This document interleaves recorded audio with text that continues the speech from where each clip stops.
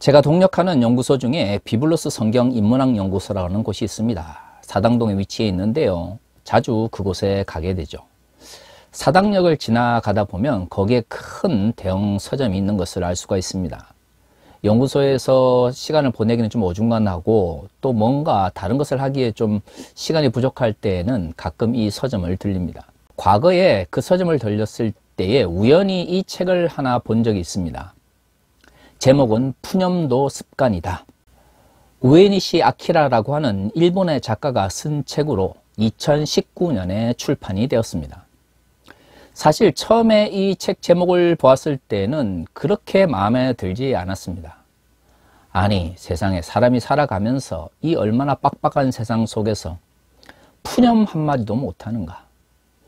대부분의 성공학과 관련된 책들을 보면 자신의 습관을 바꾸면 자신의 미래가 바뀐다라고 이야기를 하는데, 아니 이 세상 살아가면서 푸념 한마디로 못하면서 살아가는 것이 과연 성공의 진정한 의미인가 라는 생각을 하게 되었던 것이죠.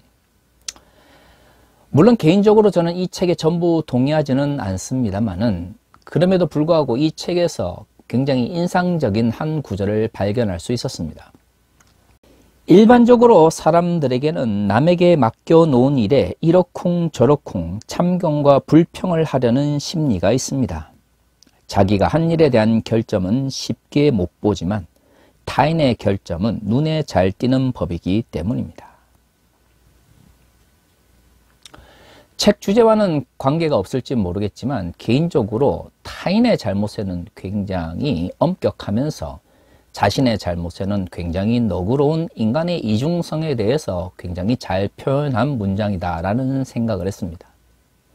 사람들이 일반적으로 핑계를 대는 이유가 바로 이러한 요인이겠죠. 내가 볼 때 타인의 잘못은 눈에 잘 띕니다. 하지만 자신의 잘못은 잘 보이지 않는 것이죠. 그래서 타인의 잘못에 대해서는 이러쿵 저러쿵 말을 많이 하다가 정작 본인이 같은 잘못을 저지르게 되면 내가 그 잘못을 저질렀으니 미안하다 라고 하면 될 것을 사람들은 핑계를 대면서 나와 타인은 다르다는 것을 강조하려고 합니다. 물론 세상을 살아가면서 자신의 잘못을 감추고 타인보다 내가 더 우위에 있다는 것을 말하고 싶은 인간의 욕망 자체를 어느 누구로 자유롭지 못하다고 생각합니다. 하지만 말이죠, 이 핑계의 문제가 신앙의 문제로 넘어가게 되면 일반적으로 그냥 그럴 수 있지라고 하는 차원과는 다른 문제가 발생하게 됩니다. 왜 우리가 죄를 짓고 잘못을 저질렀을 때 하나님께 죄에 대한 고백, 즉 회개를 해야 할까요? 그렇습니다. 사람들은 알지 못한다 할지라도 하나님께서는 우리의 마음을 꿰뚫어 보시고 우리의 생각을 읽으신다라고 말하기 때문이죠. 우리는 그렇게 믿습니다. 그 믿음으로부터 우리의 회개와 또한 죄에 대한 고백이 발생하는 것입니다. 하지만 핑계라고 하는 것은 결국 하나님께서 우리의 마음을 꿰뚫어 보시고 우리의 생각을 읽으신다라는 것을 현실 속에서 부정하는 행동인 것이죠. 그래서 성경은 죄를 지은 사람들이 자신의 죄를 고백하고 회개하는 것에 대해서는 엄청나게 강조하지만 하나님 앞에서 자신의 잘못을 정당화하려고 하거나 핑계를 대려고 하는 것에 대해서 죄악이라고 하는 표현을 자주 사용합니다. 문제는 2000년 전이나 지금이나 사람들은 하나님을 믿고 하나님께서 전지전능하시다라고 고백하면서도 정작 현실 속에서는 자신의 잘못에 대해서 핑계를 대거나 혹시건 죄악에 대해서 정당화하려고 하는 잘못된 욕망에 빠져들게 된다고 하는 것이죠. 하지만 정말로 심각한 문제들, 예를 들어 교회의 공교회성을 해치거나 성범죄를 일으키거나 교회의 돈을 함부로 유용하거나 아니면 성도들의 영혼을 마치 자신의 소유물인 것처럼 잘못 생각하는 신앙인으로서, 아니 목회자로서 절대로 행해서는 안 되는 죄악을 범했음에도 불구하고 그 잘못들에 대해서 핑계를 대거나 오히려 그것을 정당화하려고 하는 사람들이 우리의 현실 속에서 자주 발견됩니다. 한국 교회가 도덕성을 또는 윤리적인 가치를 잊어버리게 된 것은 이처럼 자신의 잘못이나 죄악을 정당화하려고 하는 종교 지도자들에게 제대로 된 벌을 주지 못하고 있기 때문인지도 모릅니다. 하지만 이러한 교회의 문제는 지금뿐만 아니라 2000년 전 바울이 복음을 전할 때에도 발생했었습니다. 오늘의 본문을 보면 바울이 에베소에서 목회를 하고 있던 디모데에게 교회 내에 심각한 죄악이 발생했음을 분명하게 말하고 있고요. 이것에 대해서 분명한 비판을 하고 있는 것을 알 수 있습니다. 16절은 이렇게 이야기합니다. 망령되고 헛된 말을 버리라. 그들은 경건하지 아니하며 점점 나아가나니. 사실 디모데후서 2장 16절 말씀은 한국교회에서 굉장히 잘못 이해되고 설교되어지는 말씀 중에 하나입니다. 많은 한국교회 담임 목사님들이 자신의 잘못을 정당화하거나 교회 내에서 자신에 대한 비판을 무력화하기 위해서 이 본문을 많이 인용하는 것이죠. 물론 오늘의 본문에서 분명하게 망령되고 헛된 말은 경건하지 못함으로 나아가도록 이끄는 매우 중요한 죄악 중에 하나입니다. 그런데 말이죠. 이것이 단순히 교회 지도자들을 비판하거나 담임 목사가 죄악을 저질렀을 때 이것에 대해서 따지려고 하는 성도들이 내뱉는 말로 생각해서는 안 되는 것이죠. 그런 식으로 하나님의 말씀을 자신의 이해관계나 이권에 따라서 자의적으로 해석하기 때문에 하나님의 말씀이 왜곡되어지는 것입니다. 16절의 말씀의 진정한 의미는 17절과 18절의 말씀을 읽어보면 분명하게 드러납니다. 그들의 말은 악성 종량이 퍼져나간 것 같은데 그 중에 후메네오와 빌레도가 있느니라. 진리에 관하여는 그들이 거릇되었도다. 부활이 이미 지나갔다 하므로 어떤 사람들의 믿음을 무너뜨리느니라. 후메네오와 빌레도로 대표되어지는 망령되고 헛된 말을 하는 사람들, 그래서 경건으로 나아가지 못하는 사람들에 대해서 바울은 분명 비판하고 있습니다. 그런데 이들의 말, 악성 종량이라고 표현되어 있는 이 말은 단순히 다른 사람에 대한 비판적인 표현을 의미하는 것이 아닙니다. 18절에서 분명하게 말하고 있는 것처럼 이것은 진리를 가르치는 잘못된 말인 것이죠. 자, 그러면 16절에서 망령되고 헛된, 그리고 17절에서 악성 종량과 같은, 그리고 18절에서 진리에 관하여 그릇된 이 말은 어떤 내용이었을까요? 성경에서는 정확하게 표현하고 있지 않지만 부활이 지나갔다라고 주장하는 말인 것을 알 수 있습니다. 사실 후메네오와 빌레도의 이 잘못된 말이 정확하게 어떤 내용이 있는지는 오늘 한 문장만으로 추측해내기는 쉽지가 않습니다. 그들이 말했던 부활이 지나갔다라고 하는 이 표현 자체가 왜 그토록 큰 문제가 되었는지 우리는 오늘 바울의 표현 이외에는 다른 증거를 가지고 있지 않고 있기 때문이죠. 당시 시대 속에서 부활의 문제는 육체의 부활을 하느냐 하지 않느냐의 문제로 귀결됩니다. 결국 부활을 인정하는 사람들은 마지막 때에 사람들이 부활, 즉 육체적 부활을 통해서 하나님 앞에서 심판을 받게 될 것이라는 것을 강조하는 사람들이었고요. 부활을 부정하는 사람들은 인간의 죽음 이후 인간의 육체의 구원보다는 영혼의 구원을 이야기하는 사람들이 일반적이었던 것 같습니다. 그렇기 때문에 오늘의 본문도 당시의 문화적 환경 속에서 해석을 해보면 부활이 지나갔다라고 말하는 것은 인간은 영적으로만 구원을 받는 것이고 육체적 부활은 존재하지 않는다라고 주장했던 사람이라고 생각할 수 있습니다. 사실 바울의 여러 서신에서 영지주의적 이원론에 대한 비판적인 표현들이 자주 등장하는 걸 봐선 아마도 이 디모데후서 2장에 기록되어 있는 망령되고 헛된, 그리고 악성 종량과 같은 진리와 관련되어 그릇된 표현들 혹은 말이라고 하는 것이 이러한 극단적인 구원론을 의미하는 것이라고 생각해 볼 수 있는 것이죠. 문제는 단순히 이원론적인 구원론만이 이 시대의 문제는 아니었던 것 같습니다. 왜냐하면 바울은 19절에 이러한 교회 내의 현상들을 불의라라고 표현하고 있기 때문이죠. 바울에게 있어서 불의라라고 하는 것은 단순히 교리적 측면에서의 옳고 그름의 문제가 아니라 윤리적 측면에서의 잘못을 포함하는 경우가 대부분입니다. 즉 후메네오와 빌레도의 잘못된 표현들 혹은 가르침, 부활이 지나갔다라고 하는 이러한 가르침들이 윤리적 측면에서 에베소 교회에 문제를 일으켰던 것이죠. 생각해 봅시다. 부활이 지나갔다. 인간의 육체는 부활하지 않는다. 우리의 구원은 영적인 것으로만 제한된다 라고 말했을 경우 사람들에게 발생할 수 있는 윤리적 문제는 무엇일까요? 그렇습니다. 우리는 어차피 영적으로만 구원을 받으니까 우리의 육체적으로 짓는 모든 죄들은 우리에게 아무런 영향을 미치지 않는다라는 것이죠. 육체로 짓는 죄는 구원에 영향을 미치지 않는다라고 하는 주장들이 당시에 이 에베소 교회를 지배했을 가능성이 큰 것이죠. 사실 한편으로는 이해가 됩니다. 당시 에베소 교회는 디모데후서 1장과 2장에서 잘 표현되어 있는 것처럼 바울의 갇힘으로 인하여 고난에 처해 있었습니다. 정확하게 바울의 갇힘이 어떤 식으로 에베소 교회에 부정적 영향을 미쳤는지는 알 수 없지만 바울이 걱정하면서 또한 고난의 문제로까지 확장될 정도로 당시 교회가 어려움 속에 있었던 것이죠. 사람들이 어려움에 처하게 되면 하나님의 말씀을 쫓기보다는 그 문제를 쉽게 해결하고 싶은 욕망에 넘어가게 됩니다. 이러한 상황 속에서 하나님의 말씀을 쫓기보다는 현실과 적당히 타협하면서 하나님의 뜻을 저버리는, 즉 죄악된 행동이나 또한 잘못된 결단을 한다 할지라도 그것이 문제가 되지 않는다라고 누군가 교회에서 떠든다면 많은 성도들이 그들의 목소리에 귀를 기울일 수밖에 없을 것입니다. 그게 사람들의 일반적인 욕망이죠.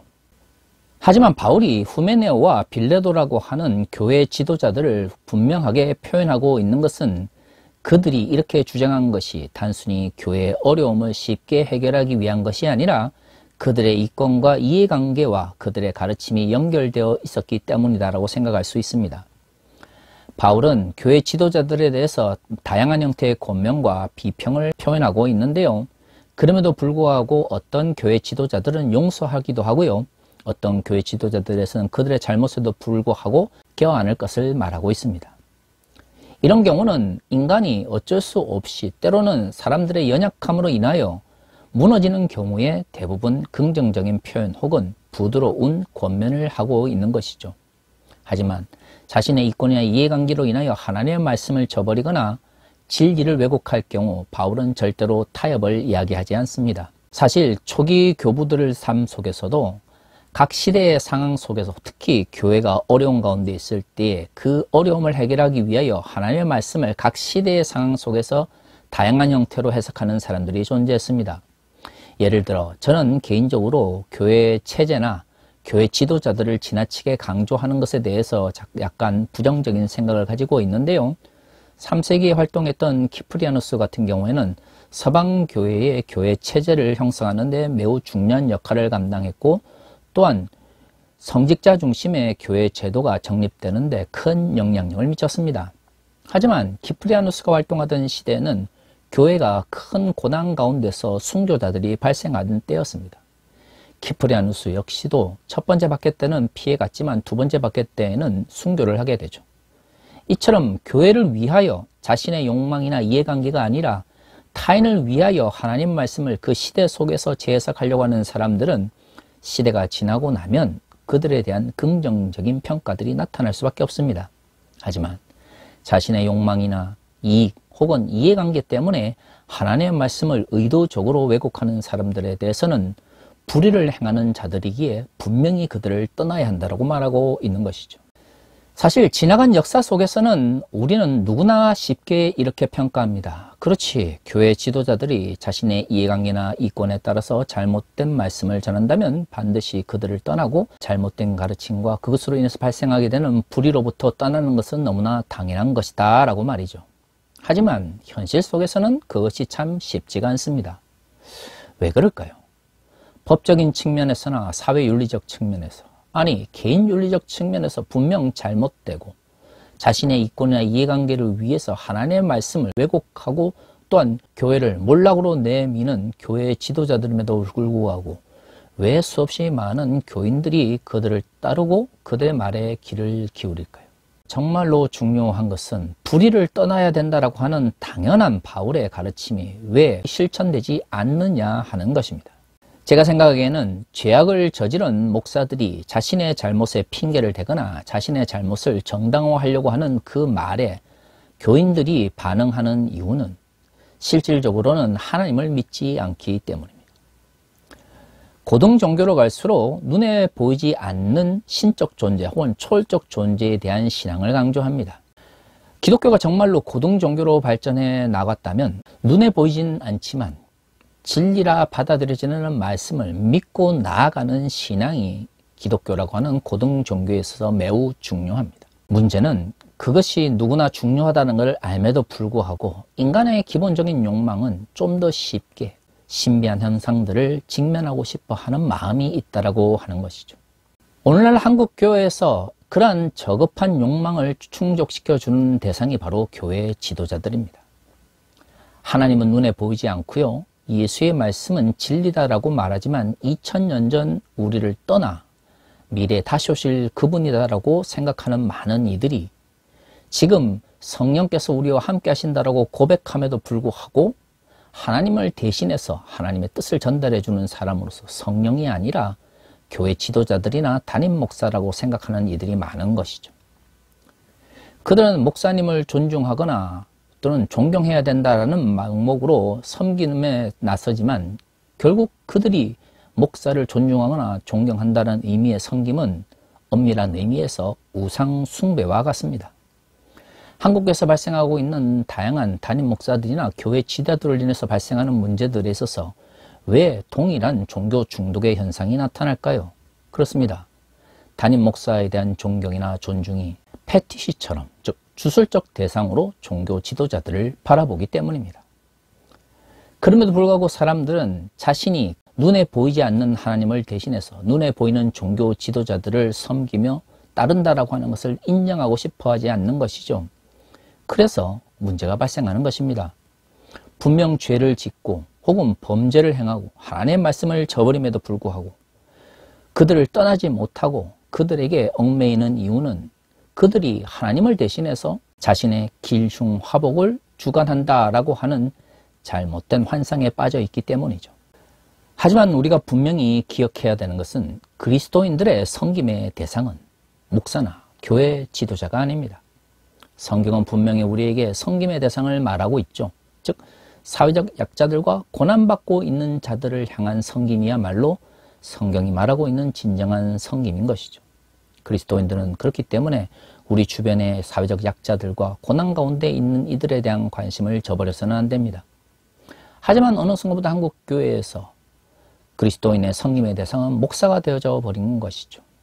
그래서 한국 교회가 종교 중독에 쉽게 빠져버리고 비슷한 문제들이 여러 교회들, 특히 이권이나 이해관계가 넘쳐나는 교회들일수록 동일하게 발생하는 것입니다. 하지만 생각해 보십시오. 인간의 능력과 관심은 유한할 수밖에 없습니다. 목사를 섬김의 대상으로 잘못 생각하면 그들의 관심의 대상이 이웃이나 고난받는 이들에게 돌아갈 수 있을까요? 결코 그럴 수 없습니다. 그렇기 때문에 하나님을 사랑하고 이웃을 사랑하는 것이 율법의 가장 큰 것이다 라고 고백하면서도 정작 목사를 섬기는 대상으로 생각하는 왜곡된 인식을 가지고 있는 이들은 고난받고 있는 이웃들을 돕고 또한 그들과 함께하는 것에 관심을 가지지 못하게 되는 것이죠. 한국 교회가 대형화될수록 건물 크게 짓고 목사님 사례 많이 주고 좋은 집과 좋은 자동차 그리고 좋은 후생 복지를 제공하는 곳에만 집중하지 주변에 고통받고 눈물 흘리는 자들에 대한 관심을 가지지 못한 이유가 무엇입니까? 인간의 제한된 관심과 사랑이라고 하는 것이 눈에 보이는 교회 지도자들에 대한 숭배로 옮겨가게 되면 그 나머지는 사람들의 관심 속에 들어가지 못하게 되기 때문입니다. 스스로는 어떻게 생각할지 모르겠지만 하나님을 믿기 때문에 하나님을 섬기기 때문에 목사를 존중하고 존경해야 하며 또한 그것을 표현하기 위해서 목사를 섬김의 대상으로 생각한다면 그것은 왜곡된 믿음입니다. 그것은 목사를 우상의 대상으로 생각하는 것이고 결국 올바르게 하나님의 말씀으로서 섬김의 대상으로 바라보아야 될 고난받는 이웃에 대한 관심을 저버리게 만드는 것이죠. 저는 분명히 확신합니다. 한국교회가 진정 회복의 길을 걷기를 원한다면 이 땅에 고난받고 있는 이들과 함께하며 그들의 눈물에 관심을 가져야 합니다. 고난받는 이들을 섬김의 대상으로 생각하며 그들과 함께하려고 노력할 때에 비로소 한국교회는 새로워질 수 있는 것이죠. 사랑하는 성도 여러분, 기억하십시오. 그리스도인의 섬김의 대상은 목사가 아닙니다.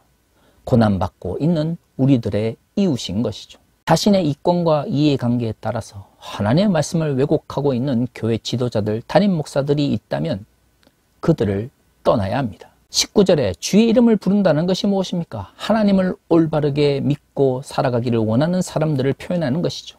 그들은 불의를 떠나야 합니다. 하나님의 이름을 부르면서 불의에 머문다면 그것은 하나님의 이름을 부르는 것이 아닙니다. 목사를 우상같이 섬기면서 이웃을 사랑하지 못하면서 혐오와 차별에 물들어 있으면서 그리스도인이라고 스스로 규정한다면 그것은 성경이 말하고 있는 하나님의 백성이 아니라 왜곡된 인식 속에서 스스로 만든 허상 속에서 살아가고 있는 그저 하나의 종교인일 뿐인 것이죠. 우리 모두가 하나님의 말씀을 올바르게 이해하며 마땅히 섬겨야 될 대상을 고난받고 있는 이웃과 눈물 흘리는 이들에 대한 관심을 다시금 회복할 수 있기를 소망합니다. 그것이 진정 한국 교회가 불의로부터 떠나는 제일 중요한 길입니다. 다 같이 기도하겠습니다.